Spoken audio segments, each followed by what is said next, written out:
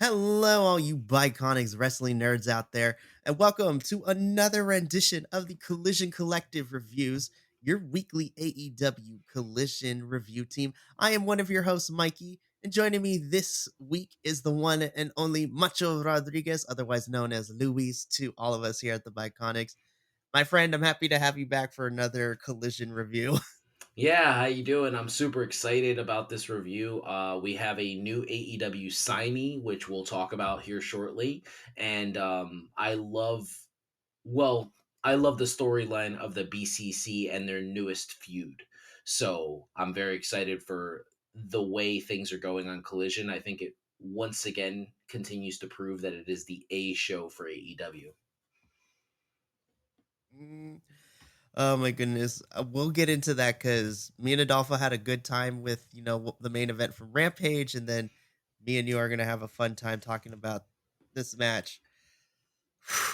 I got to be honest, the first half of Collision this week, I was like, this is gold. How am I getting this on free television? Hmm. Like, Agreed. Agreed.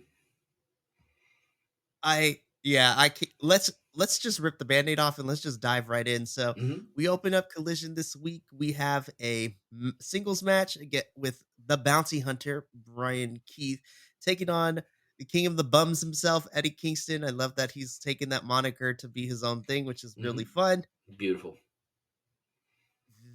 I didn't know what to expect with this match, but by the time it was over, I was very impressed with both men. This match was really, really good. Yeah, I agree with you. I think Brian Keith is one of the most special talents that has been kind of hidden away from the real world for a very long time. He has been an indie darling, someone that never really got the chance to shine, but he has put himself in a position to where he uses social media to his benefit. He has used a lot of the wanted posters and the way he cuts promos on guys, even the way he puts guys over in these promos. I'm a fan of his. I think Eddie Kingston is super underrated in the ring. A lot of people just look at him and they, we're going to talk about it with the Tony Storm segment later, but they look at him and they kind of just see this like guy with a big beer belly and they're like he just can't possibly be a good professional wrestler, almost forgetting that some of the best professional wrestlers ever are big. Samoa Joe, Bam Bam Bigelow, Big Van Vader, like Yokozunas. These are some of the best professional wrestlers ever. I'd like to say his name again, Bam Bam Bigelow. Just some of the best professional wrestlers ever that are they don't look like your everyday guy. You know what I mean? Like they look like, like a big teddy bear. And then they just happen to go out there and be phenomenal, have phenomenal matches with everyone. And everyone since they've, unfortunately all passed away, all the guys I've mentioned, every wrestler that's ever worked them, whether they were alive or they've passed on, they've always put them over. These guys were special talents. And that's kind of how I look at Eddie Kingston. I hope we don't get to the point where, you know, if he ever, God forbid, passes, that's when people start like pulling out this like, oh, Eddie was like so good, because I really think he's one of those guys we need to appreciate now because he's your everyday guy. He looks like, like your uncle or your brother. He just like, and he goes out there and he puts on these banging matches. What a great way to get Brian Keith like out there, a singles match, and it was just phenomenal. I loved it. Love this match. I really, really enjoyed it. And I agree with you in the sense that I feel that Eddie Kingston is a wrestler's wrestler and is like a fan's like I'm a big, huge fan of Eddie Kingston. I mean, I love his in ring work, obviously. He's just completely himself when he cuts promos, which is fun to watch. But from a more personal standpoint too, and one thing I appreciate from AEW from time to time is that Eddie Kingston is very honest about sometimes the things that he goes through too. Like he's a big advocate for, men's mental health and things like that. And, talks about where he's been and how it's shaped his experiences from time to time in his personal life and things like that. He's just very relatable. Hmm. And sometimes it baffles me. I can understand if you don't like a wrestler's style of wrestling because Hmm. everyone has, their favorites and not so favorites. but there's not a singular thing I can find that anyone has any validity to talk Mhm, bad about Eddie's, like, personal character of his morals and his ethics is when people critique that, I was like, "I can't agree with you on this one. I can't mhm, find any faults in Eddie Kingston." Now, maybe he has some skeletons in the closet, who knows? Everyone has secrets and, everyone deserves privacy, but Eddie's just honest about who he is, where he comes from, and how he operates as a person. And, it may come off as brash and a little bit crude sometimes, mhm. but I appreciate Eddie more for that. He cares about this business, which is what I can't say for a lot of wrestlers in this business, but he cares about what he does and he loves what he does. Yes. Yeah, I agree. I find it so unfortunate because I genuinely enjoy Eddie, and I'm gonna be very very truthful here. I'm gonna be very transparent with you. Is it easier for me to like a Puerto Rican wrestler? Absolutely. I mean, if you've, I mean, I'm from like the New York, New Jersey area. Growing up on the island, if I walk down the street and I see somebody with a Puerto Rican tattoo, we just kind of give each other one of these sup. And anytime you find out someone's Puerto Rican, like me, like I'm Latino passing. If I talk to somebody at one of my stops and I drop something and I'm like, carajo, or something, and they're like, yo, are you Puerto Rican? Because sometimes we curse and we have a specific way words we say things where they're just like, yo, and I'm like, yeah, I am. And they're like, yo, me too. And it's right away you dap them up and you're excited. So, is it cool for me to see somebody like Eddie Kingston, a triple champion, go out there and tear the house down? Which that's what he did, people. He tore the house down last night with Brian Keith. Um, so yeah, I mean, is it easier? Sure. But sometimes like when you like someone like that, you wind up liking them for so many other reasons. And I'm gonna say something that I know is very controversial here, and I hope it's okay with the Biconics, but besides Punk or Cody, there I don't think anybody in the world of professional wrestling touches Eddie Kingston on the microphone. Like he might be one of the best talkers we've ever had. I think when he retires from professional wrestling, we will be talking about him like a Rowdy Roddy Piper, like a Ric Flair, like a Dusty Rhodes. He is absolute spectacular on the mic. So, I mean, there's so many reasons to like him. Yeah, and one of those reasons too. So after the match is over, Mhm, Eddie picks up the victory. Then Tony Schiavone is in the ring, and I swear that nobody told Brian Keith anything because then Tony announces that Brian Keith is all elite, and there is a genuine shocked and like appreciative, reaction from mhm, Brian Keith, and he starts to get emotional a little bit, and then Eddie comes in and gives him a big old hug. mhm, Then Danielson's music hits because he's next for the match, and I was just like, "Oh, please." I was like, "Listen, I'm here for heel Brian Danielson, but please don't do this." And I was very happy to see that he let Brian Keith have his moment even in the middle while Brian was entering for his match because took Eddie, not Eddie, he took Brian Keith's hand and raised it up, and the crowd was cheering. I'm super happy to see Brian Keith in AEW now. Again, like you said, he's an indie darling. I've been following him for a very long time. I am super happy for him. I wish he would have gotten a few more wins before he was announced to be signed but I'm hoping now that he's part of the roster full time, hopefully we can start putting him over more mhm. and getting him ready to whoever he's going to end up facing. And I'm excited to see Brian Keith. I just hope that they continue to treat him like the indie darling that he is and doesn't get lost in the shuffle. 100%. And I don't know how many people have actually taken the time to go out there because the Brian Danielson wanted poster was the first time that I saw Brian Keith. And when he cut that promo, which was essentially like like the best version of a Karrion Cross promo, like it has to be behind the scenes, not in front of a live audience, which I don't think we'll have to worry about that with Brian Keith. I think he'll be good in front of a live audience as well, but those are Karrion's best promos.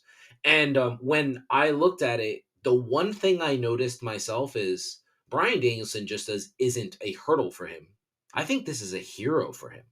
I think he genuinely is one of these guys that like a Daniel Garcia, where Brian's their favorite wrestler, and to see Brian come out and to raise his hand, you know, um, knowing the thought and care that he put into that wanted video, you can tell that this is what he wants, is to work this man. And Brian loves putting over young talent. He loves working with young talent. I don't think Brian Keith is too very young, but he's young enough.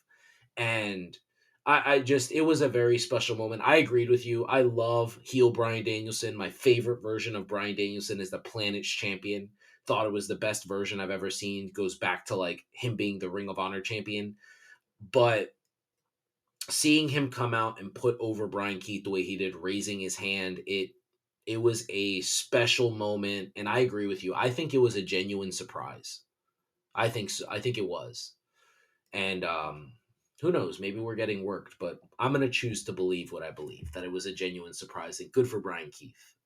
He's all I elite, know. and he definitely is. Yep. I'm super happy, and I'm gonna go with you on this one too. I'm gonna believe that it was a genuine, like, I had no idea what's happening right now, Mhm.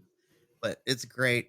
So after this match, before we get to our next banger of a match, we get a Mhm. quick like video pre-taped promo from Mox, who, coming off of being jumped by the Rudos of CMLL from Dynamite. I like this promo in the sense that, putting over your international talent that comes and visit AEW. Mhm. Moxley says that BCC always makes sure to study up on their opponents and gives kudos to CMLL for doing what they did. And, here in AEW, we believe in wrestling. We're not lazy American wrestlers. I'm like, that's a pop shot. I was here for Oh yeah. that.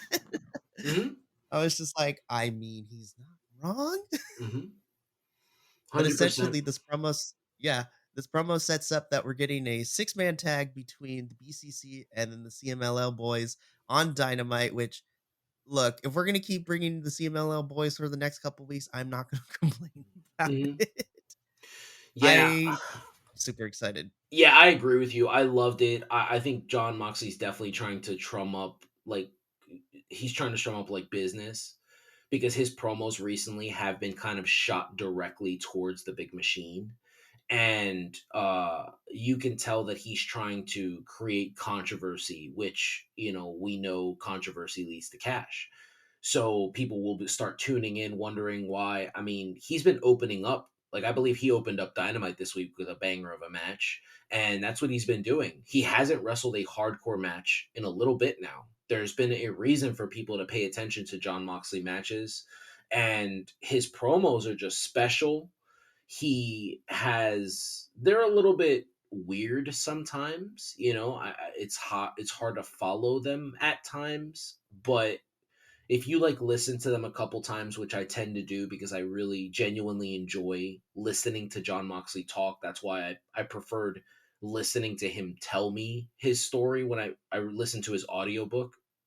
After reading it, I was like, oh, it's so much better with him telling me the story.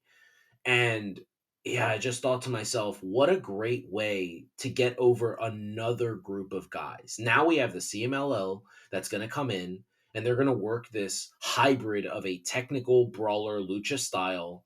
I mean, these matches are going to be phenomenal. And what I love about the BCC is very much like a team like the FTR. Like, I don't give the FTR a lot of credit, but the one thing I will say is they'll put anybody over. They don't win all their matches, which is what I love about the BCC. Them losing because they're all established stars, except for Wheeler. He's still establishing himself, but they're established stars that they don't need to win every match. They've been in the business for over 2 decades, so them losing matches now is just helping the future of the business, and it doesn't look like a joke. I love it. I love it. Which led to this next match, which was just wow. Look, me and Adolfo got a preview with all 8 men on the Rampage main event, and now we get this Hmm. one-on-one match, Danielson versus Hechicero. First and Hmm. foremost, Hechicero's entrance is by far one of the best things that I've seen. I love that entrance with the whole alchemist, the fire, the mysticism that comes with lucha libre. I loved it so much. And this match was just as so good. Like, Hmm. there are not enough words in the English dictionary to explain how entertained I was, but also, man, Etchy Settle taking Danielson, tit for tat and Mhm, keeping up with him from the technical standpoint. I'm like, and it goes to what you said earlier. When American Western audiences think of lucha libre, the first thing they go to is always the high flying stuff, which is a mhm, part of lucha libre. mhm, But just like any other promotion, you have your bruiser luchadors, you have your technical luchadors, mhm. and this was a perfect example to showcase the collision between different styles of technical wrestling. And this was a work of art for me. I love Yeah, this match so much. this was spectacular. It reminded me Echiseto really doesn't remind me of, like, your traditional, old school, like, El Santo or Mi Máscaras or, even closer to, like, Ray or Hoovy. I hope I'm making this comparison correctly, but I feel like he reminds me of, like, the Mexican version of Conan, like that type of wrestler. And I love that you said that lucha doesn't always have to be high flying, because we've had some really great superstars that aren't high flyers. Like, as much as he's as controversial as he is, but Alberto Del Rio is a great in-ring performer. Conan's a great in-ring performer. Before all of his substance abuse issues, Vampiro was a great in-ring performer. Like, we've had some different styles in, lucha wrestling, and this was that. And it's the first time in a very long time I've seen Brian work a guy like this.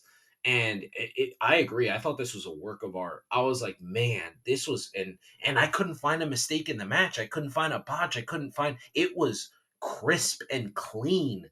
And I was like, oh my god. It just, it made me a little sad inside, because I was like, man, we never got a Brian versus Eddie match, and this is the closest we're ever Uh, going to get to something like that. right. And what I appreciated from this match, very too, from just an in ring psychology and storytelling standpoint, Danielson won, but he barely won Yeah. because he had to quickly pin up Echiseto for the win after going for almost 15 whole minutes with the man. And then you still make Echiseto intimidating because of the foot on the neck Mhm. afterwards. And then Claudio coming out for the save, which is setting up the six-man tag for Dynamite. I thought this match was amazing. And I'm going to be honest, for me, I really enjoyed the main event, but this was my match of the night only because this had a lot of the stuff that's on my checklist that I love in a match. Mhm. It had good storytelling, it had good technical prowess. I love Danielson. This is I've known of Echiseto, but this is my first introduction to Mhm. seeing him on my screen, and I like what I see, so I'm a big fan, and it makes me go. I definitely want to check out more of CMLL, when I get the chance. I'm just happy to see good representation on my Mhm. screen when it comes to wrestling. And don't get me wrong, I love Ray, but I'm happy to see that there are other wrestlers out there that can cement their legacy. Mhm. And hopefully, this relationship that AEW is working with CMLL, hopefully it blossoms into something more because I would love to see more crossover between these two companies Mhm. and get to the point where it's the same thing. As someone who covers the TNA shows, I love the relationship that TNA and AAA have with each other.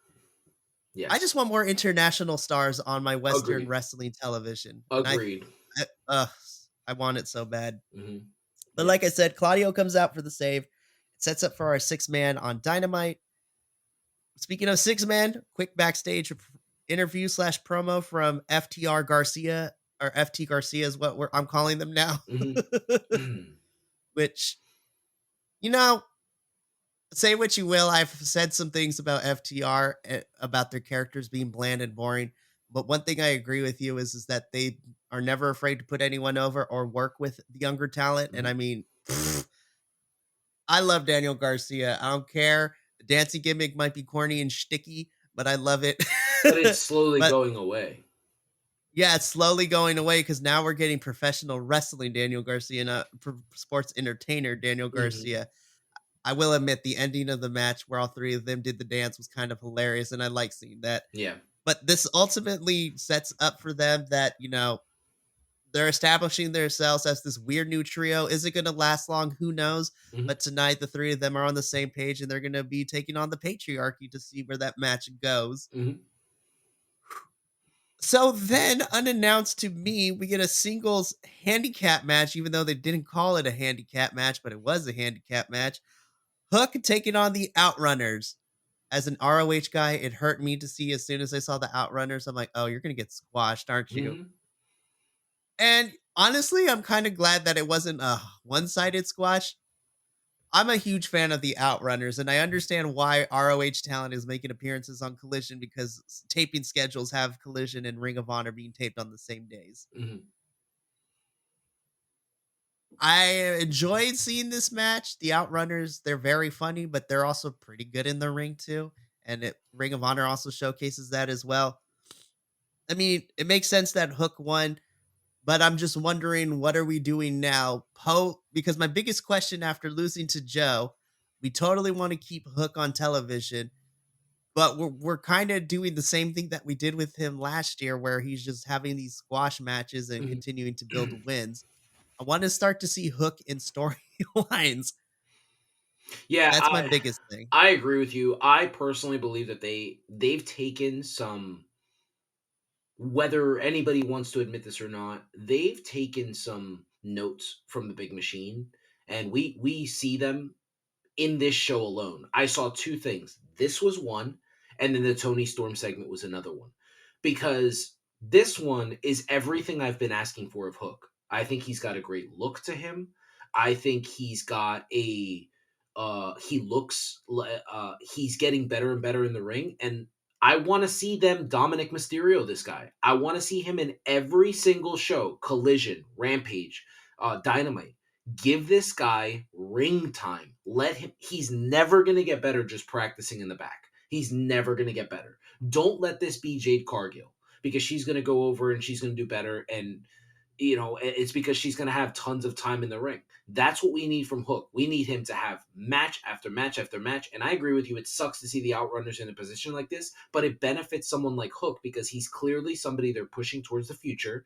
And if he has multiple matches with good in ring talent instead of working your local jobbers, or I don't want to say jobbers, I'm sorry, that I guess that's offensive now, but your local talent, then he has the opportunity to be like, oh, I'm working these guys that are on TV. I'm working these guys that know the squared circle inside and out. Let me continue to do that and let them put him in that great position. So that way, all of a sudden, it's going to be like a switch just flipped on, and Hook's going to be, people are going to be like, holy crap, Hook is really good in the ring. We're going to get there.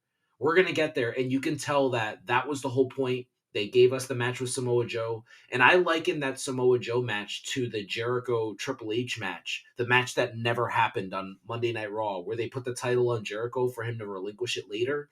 I believe that was a test. Let's see how the crowd reacts to you possibly being a future world champion. Go back and watch that. Anybody. The crowd lost its mind. That's how people are with Hook. They love him. So let's capitalize on that. Keep putting him in the ring with really good talent. Have him get that. But he does have to take more heat, though. He's not taking enough heat. He's got to work from the bottom.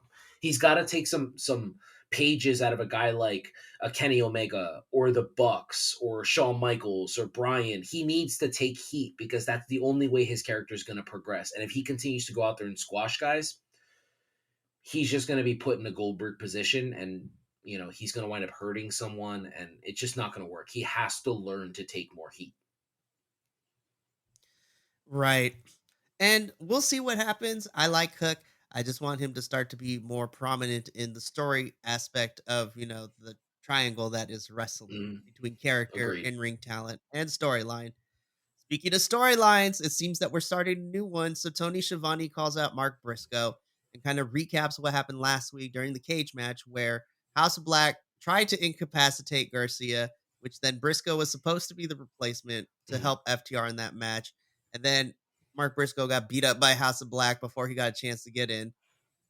And so, he's talking about that experience, but he's also talking about, he has this renewed passion and this vigor for wrestling. And then he's interrupted by House of Black, who basically, you know, play mind games with Mark Briscoe. that they can come to him and they can ruin his life at a moment's notice. Mhm. And then, Malachi Black snaps the fingers, lights come back on, Tony Schiavone is nowhere to be seen. And Mark Briscoe's looking around the ring and then he celebrates with the crowd before, ending the segment. The only critique I have is I feel that ending segment with Mark by himself after House of Black is done on the screen kind of like pandered on a little too long. Mhm. But other than that, I am weirdly supporting this feud between Mark Briscoe and the House of Black, only maybe because it keeps House of Black relevant for me. Mhm. And I get they're not going to be, okay, you're done with FTR, so we're going to put you to the side. No. And this is what I've been wanting for both more House of Black and to finally actually see Briscoe be involved in something outside of helping his friends and then also not really doing much of anything else either. Agreed. Agreed. Yeah, I mean, when I look at anything Mark Briscoe does, I think is gold. I think he's a phenomenal in-ring performer. I love the fact that his new finisher is his brother's finisher. I love the fact that he is a Ring of Honor like royalty, and then has moved up to be slowly but surely one of the most over superstars in AEW. I mean, the way the crowd reacts to him, and talk about not having a look. I mean, this dude is missing his front teeth and people don't give a crap. They're like, "Yo, this is us. He's a chicken farmer. He loves his family." I mean, this is one of those special things and he's so good in the ring. Hopefully one day he'll be as good as his brother was, cuz his brother was just one of the best wrestlers on the planet. God rest his soul. But yeah, when I watch Mark, I love it. And there's been a lot of rumors that Malachi and Buddy are going over to the big machine. So good on them if this is their way to say goodbye, to give Mark his biggest win in the company. And I just think that speaks to people like Malachi and Buddy just as professionals, and because I don't believe AEW has really good producers. I don't believe that they have producers that run every single match. You can kind of tell with some of like the mistakes happening in matches and stuff.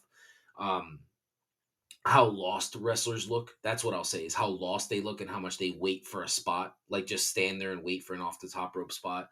But when you have a guy like Malachi and Mark Briscoe and Buddy, guys that are genuinely, or even Brody, I'm sorry, I don't mean to disparage Brody.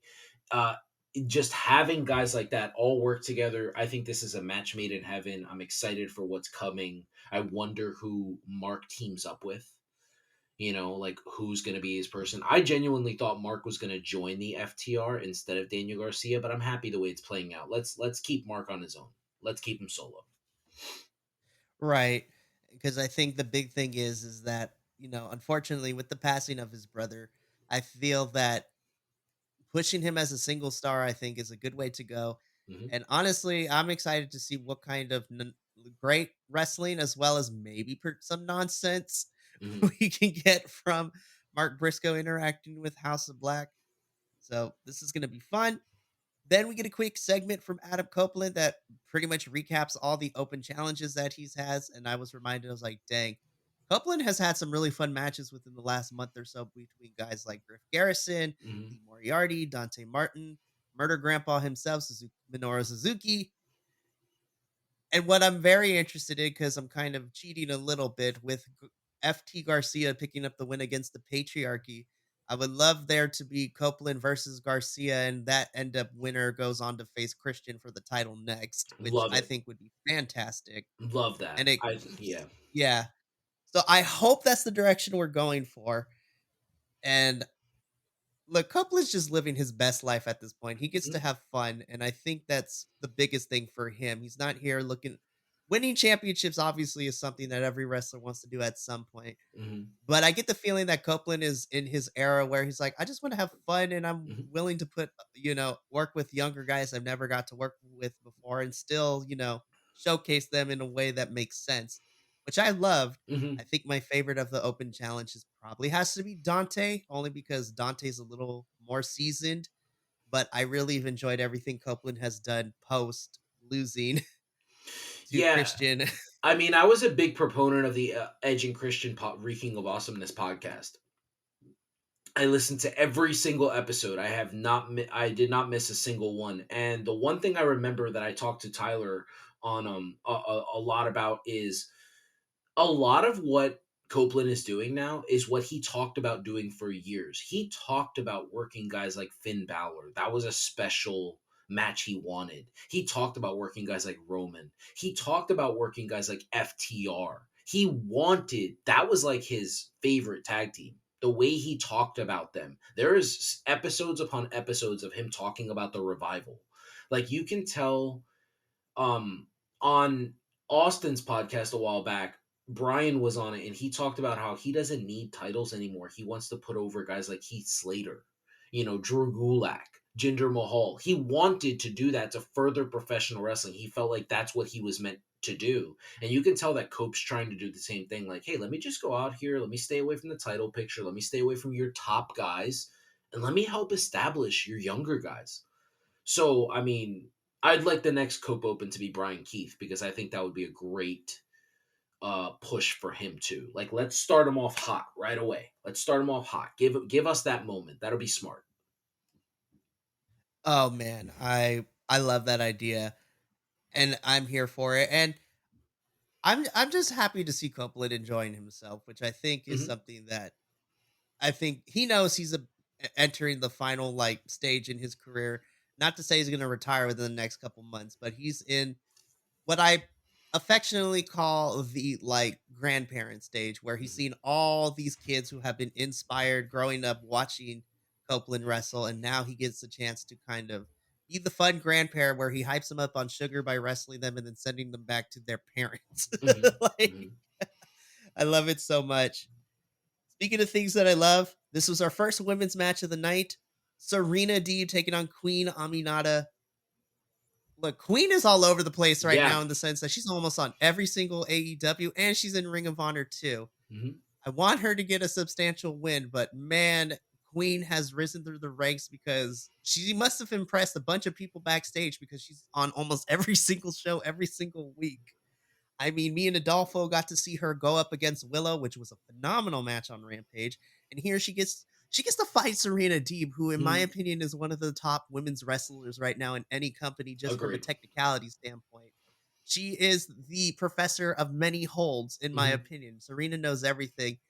And I thought this was a really fantastic match. I was a little worried because it is Serena Deeb. I thought this was going to end up being a lot quicker than it ended up being. But I have to say, first and foremost, I think Queen held her own for a lot of this. But of course, it's Serena. If one Hmm. hold's not going to get you, she's going to has like five others up her sleeve. But it was also nice to see Serena have to kind of work for the win a little bit too. Yeah, I agree. I thought, yeah, I kind of feel like Queen has taken Willow's spot in terms of being on every show because there was a while there where Willow was being showcased like every show. It wasn't just weekly, it was every single show she was on. And it was like, okay, this is our next big thing. Like, we're going to do this. And I do believe Willow is still that superstar. I still believe she will be like the top female in this company, 100%. But when I look at Queen, I'm like, okay, there's definitely plans in place for her. And anybody who has an issue with this, I ask you, I beg you, please go back and watch what they did with Julia Hart. Because whoever came up with that character, whoever came up with the way they did it in such a graceful way that now Julia looks phenomenal out there. Serena Deeb, I made a comparison when I was watching this show because we have like Deanna Perrazzo, which is kind of like the William Regal ish, and she actually talks a lot like Regal. She's very like methodical. And I thought this about Serena Deeb, and I hope this doesn't happen to her. She reminds me of Lance Storm. And the biggest knock on Lance Storm was that he was one of the best in ring performers in the world, but he just had little to no personality. So I just want Serena to like just cut some promos, like, talk about how you're dominating these people. Like, just use what's in front of you instead of having to improv on the mic. Just use what's in front of you. Just kind of go out there and be like, last week I beat Queen, you know, she tried her best to ruin my streak, and just kind of like feed into the crowd. Let it slowly come up until you can actually be more like comfortable in front of a live audience, because I've seen Serena be very entertaining when she was a part of this straight edge society. So we know she has it in her, but she's been off TV for so long. I think she needs to refine that skill. If not, she's going to fall into the Lance Storm category, which is just going to be, yeah, we're going to get a great wrestling match out of her. But at this point in 2024, we need a little bit more than just a good in ring performance. Right. You need to have the trifecta of being able to have good in-ring talent, also be able to have decent promo skills, but then you also have to have, a shot of charisma here and there. And honestly, I think if for me personally, I think if Serena kind of channels what we got in those little vignettes prior to her Hmm. returning, just being just like, I'm a student of this game, I'm a teacher of this game, there's not anything anyone can throw at me that I haven't already calculated in my head to do. So Hmm. if you want to try it, I dare you to come at me and I'll show you why I am the best at what I do. Agreed. If she goes that route, I would love to see Serena kind of be this semi heel, cocky, but not cocky, but confident because Hmm. we know she has the skill set. Agreed. Agreed. Let the crowd dictate if she's a heel or face, like they did with Kurt Angle. Kurt wanted to be a Mhm. babyface. Vince thought that he was a heel. Neither one of them agreed with the other person. He went out there for Sunday Night Heat and he got booed out of the building. Let the crowd dictate where we're going to move with Serena. And then I believe that once they do that, then she can move into a spot that's more comfortable for her. But she's got the bottom part of the triangle. The in ring performance, I mean, I don't think, and I say this very confidently. I don't think there's very many women in the world that can compete with her in the ring. I think we need to start talking about her in-ring technical ability with some of the guys. She is when I look at her, I immediately start making, like you heard it, Lance Storm, William Regal, Roderick Strong. Like I'm starting to see these types of comparisons, or I'm starting to see these things, and I'm like, wow, man, she's very very clean in the ring. It's very effective, and you know everything leads. It's a perfect story she's telling us bell to bell. Like, when I do this move, I do this move because the next one makes sense, and when I do the next move, it's because of this. It's even her banging on the knee and then putting on her finish. Like, it's like, I was banging on the knee and it's like, why are you doing that? And all of a sudden she puts on the half crab, or I forget what she calls it, the serenity, I think. And it made sense. She's finishing up work in that area. Like, she's such a good in-ring performer, and I appreciate in-ring wrestling so much. So I'm hoping she just continues to move up. I 100% agree. I'm happy to see Serena back on my screen, and here's hoping that Collision continues to use her to her best ability. We go from this match into our next in ring segment with Tony Schiavone, and he calls down Swerve Strickland. So, Swerve, reminds everybody that it is Black History Month and names some of, great African American wrestlers currently in the business right now. Shout out to Kofi Kingston. I was also very happy that he mentioned Athena because Athena is the best Ring of Honor world champion, men or woman. She held down Ring of Honor all last year Agreed. and is still continuing to do so. And Swerve just cuts a promo.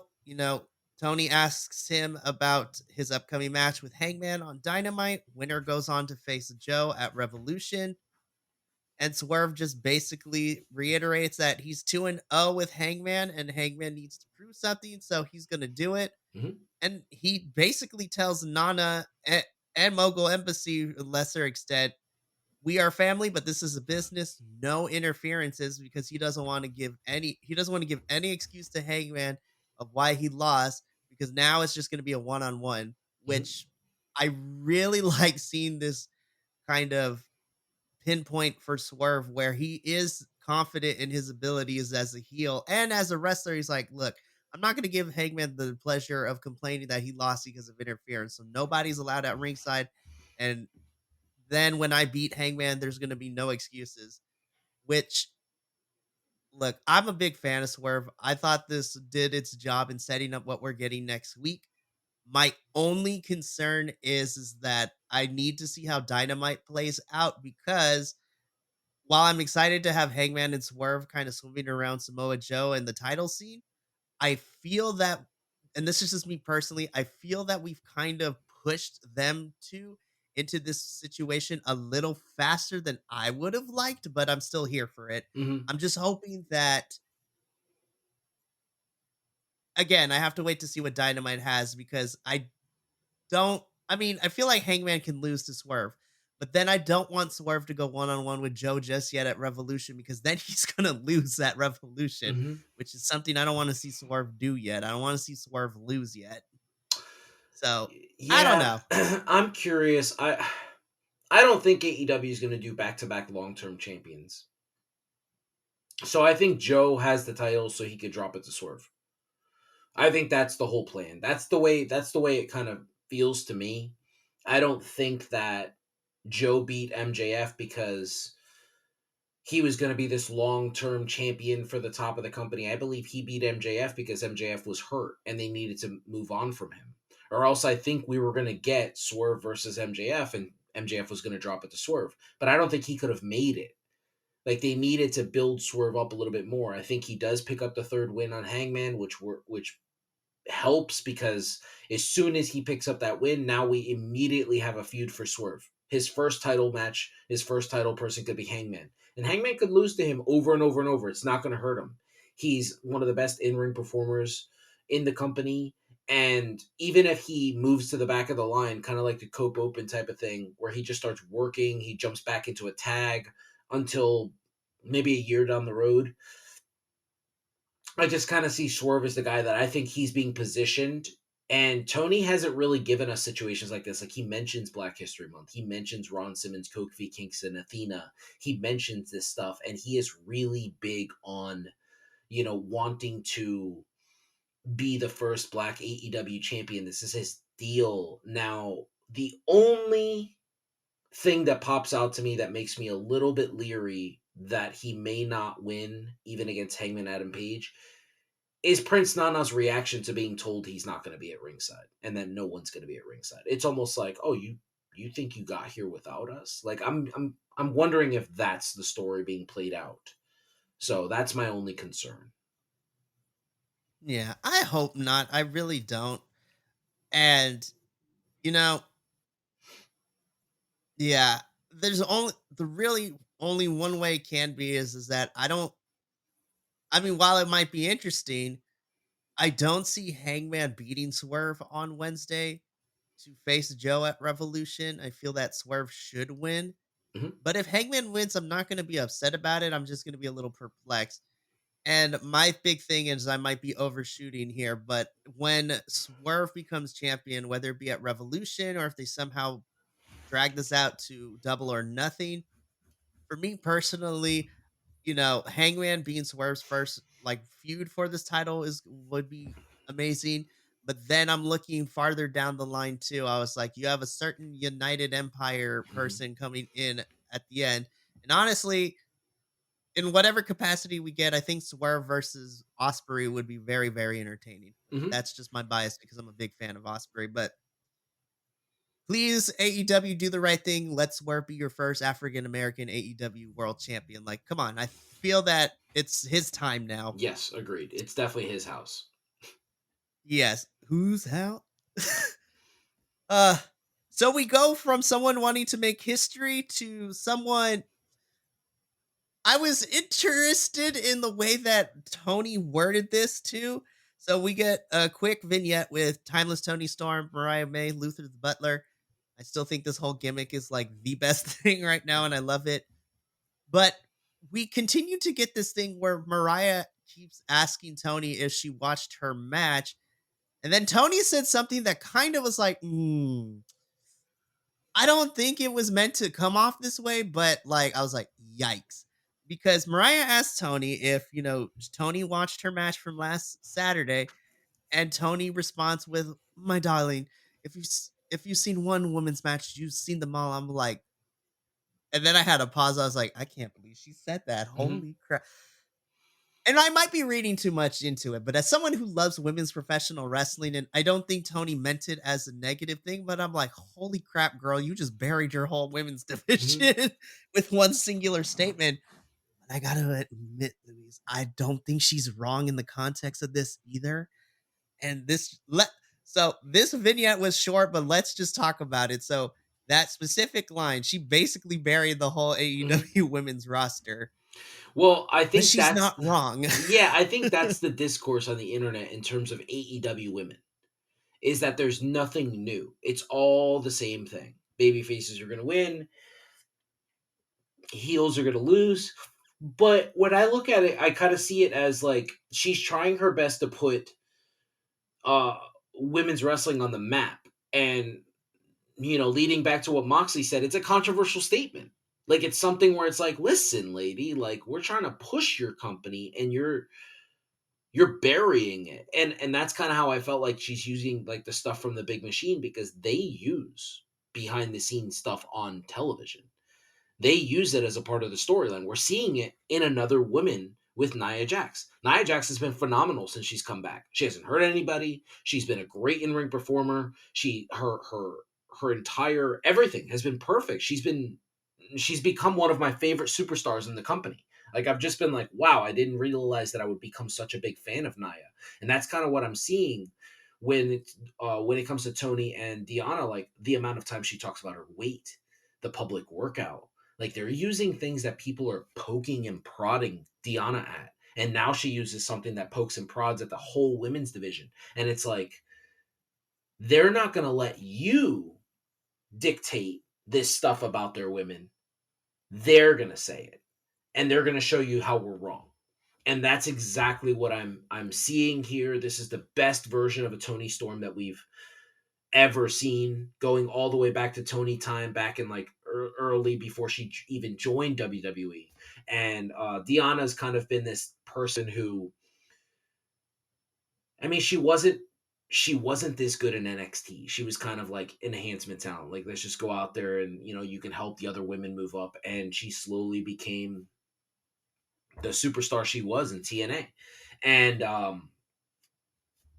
I love how they're just like breaking the fourth wall in terms of these storylines and gimmicks. I don't think it was meant with malicious intent. I think it was meant as a dig to the internet wrestling community, and it was meant as a dig to the rest of the people that have issues to say with AEW.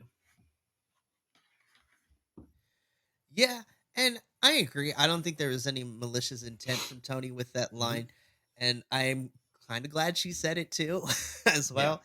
I was like, "You go, Tony. You talk about it." And then the only other thing that kind of sets up from this too is that I could more and more I see Mariah May start to visibly get frustrated with Tony. I was just Hmm. like, "Oh, this is going to be an amazing turn eventually." When Mariah gets fed up, it's like, "Look, it's like don't meet your heroes, kid type of archetype," and I'm kind of here for this. I'm just hoping now her match last week made me more happier because her debut match was not necessarily my favorite, and I know Mariah May could do more. Her Hmm. match Yes. last week, I was like, okay, this is the Mariah May I know from Stardom. Hmm. And honestly, eventually, when Mariah kind of goes off into her own, I think her versus Tony would be very fantastic to watch. I think it's going to be so good. Yeah. We're not done with the women quite yet because then we get our second women's match of the evening. Red Velvet takes on ROH talent Vert Vixen in a very short match. Very I short. thought this was yeah, I thought this was fine. I'm happy to see Red Velvet. I've been becoming a bigger fan of her since her return from injury. She's also all over the AEW Ring of Honor universe too. It's very interesting because she's more heelish in the EEW programming, but she's more babyface on Ring of Honor, which is very good. And I'm happy to see her pick up some wins here on both shows. She won this match against Vert Vixen, and then on Ring of Honor this past week, she was the winner in the Four Corners match Hmm. that had Diamante, Trish Adora, Kiera Hogan in it, which was also fantastic. My only question now is so Red Velvet has been racking up this wins, and I'm pretty Hmm. sure I would love to have her be in Ring of Honor staple because I feel that she would get utilized better in Ring of Honor than on Dynamite or Rampage. and maybe Collision a little bit. But my next question becomes, what's the next step? Because in Ring of Honor, we have this television champion women's TV title about to start. And honestly, I think I'm ready to see Red Velvet start to be pushed to, does for me it doesn't matter, but some sort of title feud or feud with one of the champions, whether it be Ring of Honor or in the AEW universe. I feel that Red Velvet is start I think she's ready in terms of being able to slowly start to head that direction. I don't know. That's just me though. Well, I think she's getting her shot next week at Dynamite because she's going to wrestle Tony Storm. So Oh, that's right. that's the title eliminator match. So I think that's a great way to see how far she's come. So I don't think squash matches for the women are beneficial to them because the whole point of the women's division is for us to see that they can hold up to the men. I don't think seeing like a hook style match with the women is very beneficial unless it's somebody like a Nyla Rose, where she's already been a champion, where it's kind of like, hey, let's you've already been a champ, just go out there, squash this girl, and then come back, like go get that heat. There's really no heat in this for there's really no heat. This was a I feel like this was one of those like we're short on time, go out there, hit the backstabber, and win the match quickly because we got to get to the main event. That's what this kind of felt like. Like they might have ran out of time with the amount of segments. There was a lot of promos, a lot of talking on tonight's Collision, which sometimes is good because you don't want to have the same exact show every single week with Collision. And typically, this is the predominant wrestling show. Dynamite is typically the promo show. But yeah, that's kind of what this felt like. But I'm excited to see her and Tony next week. I wonder which way Tony wins this match, or if Deanna's the reason Tony loses this match. So, Yeah, I'm interested to see. I totally forgot that Red Velvet's in the Eliminator match next week, so that answers my question. mhm, So then we get to our main event, which is a trios match, which shows the patriarchy of Christian Cage, Luchasaurus. I'm not calling him Kill Switch. I don't care what nobody says. You cannot make me do that. mhm, And Nick Wayne, the prodigy, taking on the team of FT Garcia. This was fantastic. mhm, And this was a match of two tales. The first half of this match was the standard wrestling, and then it devolved into chaos, which I'm a big fan of chaos. mhm. Yeah. Because then it turns into a fighting game. Everyone's spamming moves, everyone chaos is happening on the outside. I love that they're calling Nick Wayne's move Wayne's World, which got a chuckle out of me. I was Yeah. like, righteous. Yeah. But this was fantastic, and honestly, I'm happy that Garcia picked up the win for his team, and Garcia was the one to pin Nick Wayne, Yep. even if it was quickly. I was like, "We gotta do this," and just pinned him for the win. The stare down between him and Christian Cage, though, is what got me most excited about this whole entire thing. I was like, Christian Cage, Daniel Garcia would be fantastic feud. Agreed. I think that Christian needs something like this right now. Danny's been really he's been really good in the ring recently, and he's also been showcasing a lot more personality without needing to gyrate. Nick Wayne is there for the sole purpose of taking losses. That's what it's clear to me. Kill Switch, I can't call him Kill Switch until he changes his mask. You're still wearing the same mask. So what's the point of, like, we're just supposed to call you something else? I don't understand. I don't understand why they did that. Maybe they just wanted him to be taken more seriously. Well, then take your mask off, wrestle without it, pull a cane, whatever. But I don't know. That guy I thought was a lot better than he is. He's really not. He's very botchy. He waits a lot for spots. I think we had one, two, three, four really good wrestlers, a newbie, and then Luchasaurus was just there. He's just whatever. But I like what I see out of Nick Wayne. Man, did he take like some really nice bumps? This guy knows how to get beat up. Like it's almost like I don't even know. I don't want to say nothing rude, but you know he knows how to get his ass kicked, which is very clear. And it looks so real in the ring. It looks like it hurts. Yeah, I love the fact that we get a Danny stare down with Christian because Christian needed this.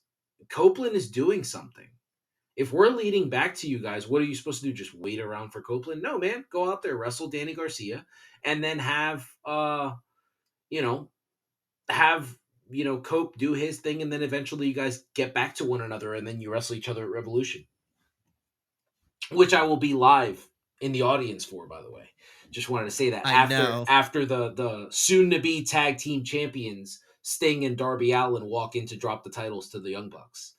So Yeah, it's Sting's oh my last title goodness. on his way out. I fully expect that win on this week, guys. Fully expect that win. Oh, absolutely. There's no reason for them not to win this Wednesday and Mhm. Dynamite. Yeah, we already know the rumor mill has been absolutely insane. Buddy, Malachi, and Starks are gone, so there's no need to keep them in major things like that. Buddy and Malachi are doing their job on their way out. Let Ricky do his job on his way out. I'm sure Ricky will look Mhm. at this for the rest of his life as like, dude, I got to help Sting during his last run. Like, how could you not? You know what I mean? How could you not be Right. excited about that? That'd be great. So we'll see. It's exciting. It is. I would like to Which say brings what us what to amazing heat would it be if Darby betrays Sting at Revolution and joins the Young Bucks? Like stops the face paint and he just decides like he agreed with the Bucks all along. You know what I mean? that Like would be nuts. that would That be would be a nuts. swerve that I would not be expecting. I don't know if it's going to happen, but No, no, no. listen, I am open to new ideas. But I feel I that might Darby jump the has guardrail. become fight Darby Yep. himself. I would. I could take Darby. No question. Oh my goodness. Yeah. That would be that would be funny. But Mhm. that does bring us to the end of this week's collision. So last thing we gotta do, my friend, is rate this using the empanada scale. So what do you give this week's collision? I'm gonna give this a solid 3 empanadas out of 5. It wasn't the worst show. It wasn't the best show. It was fine. It was fine for what it was. Not every show can be an absolute banger. Not every show can be, that beautiful smell of sofrito in the morning. This is just kind of one of those things where I'm very happy that we got 3 women's segments. We had 2 matches plus the Tony Storm segment.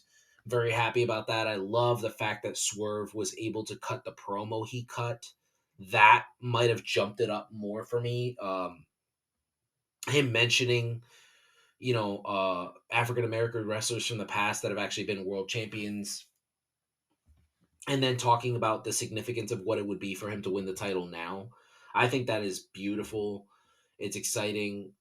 And clearly, I think you and I both agree that Brian versus Hedgie settles the match of the night.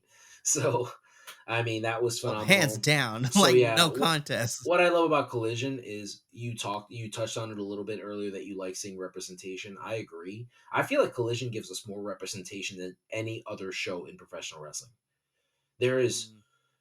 Latinos all over the show. There's, we have people from the LGBTQIA community are all over the show. uh, I love it, man. I just we have people from the black community. This show is so inclusive, and that's why I love it because it looks like it's like Ellen Pompeo said about Grey's Anatomy. She loves looking out to the directors and the writers and everything and seeing people that look like everyday life. She doesn't want to just see nothing but white people out there and behind the scenes. And that's kind of how I felt about it here. Yeah, spoiler alert. I watched Grey's Anatomy. Sorry. I agree with you. I also give this a 3 out of 5. I had a lot of fun this episode, and that consistently becomes a running theme for me with Collision. Collision of all 3 AEW shows. I mean, I have a good time on Rampage too, but between Dynamite and Collision, which are your two shows that are 2 hours long, Collision ends up being a lot more fun for me every single week. And yeah, 3 out of 5 empanadas is great for me too. We Yep. made it through another review. I am super excited to continue to review Collision. But if you enjoy what we do here, you can check out other reviews here at the Biconics YouTube podcast. I mean, we're diving into the world of live streaming, which has been, a few things. We have a couple of pay per view reviews underneath our belt using live stream. It's been a lot of fun. So thank you for all the support for that.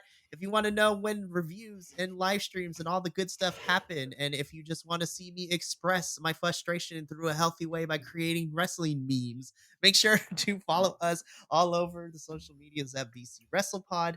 And if you, for some reason, if you can't commit to watching our beautiful faces for the reviews, you can take us on the go with you on your favorite podcasting network, because now we have audio versions of the weekly reviews as well.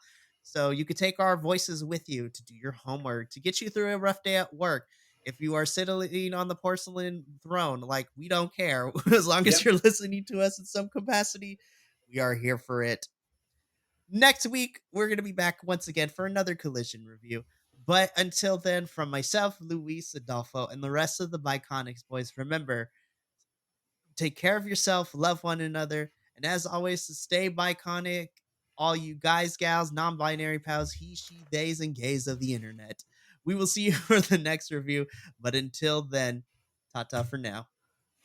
Thank you so much for tuning in to another Vibe Tribe production. What's gonna happen next time? Well, you're gonna have to tune in to find out. But until then, remember, take care of yourself, love one another, and as always, make sure that you keep the good times rolling. Thank you for being here, and we'll see you next time.